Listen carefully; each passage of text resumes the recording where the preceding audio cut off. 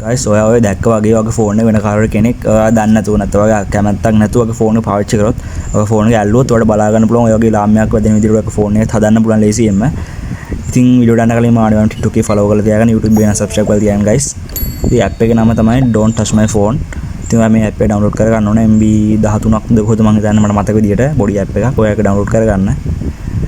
මේ app එක ගොඩක් ඔයාලට ප්‍රයෝජනවත් වෙයි වගේ ෆෝන් එක වෙන කට්ටිය පාවිච්චි කරන නම් අල්ල ගන්න පුළුවන් ලේසියෙන්ම ලාම්‍යයක් සෙට් කරලා මේකට. ඉතින් වගේ ෆෝන් ඉතින් මේක කරන්නේ වගේ ෆෝන් එක තැනක ප්ලේස් කරලා ඇක්ටිව් කරන බටන් එක දෙන්න. ඊට පස්සේ ආයෙත් ඒ තැනින් ඔයාගේ ෆෝන් එක හෙල්ලුණ ගමන්ම ආයෙත් මේකේ ඉලාම වදින්න ගන්නවා. ඉතින් මෙතනින් ඔයාගේ ඉලාම් සවුන්ඩ් වෙන කරන්න පුළුවන්. ඉතින් ඔයාලට පෙන්නන්න.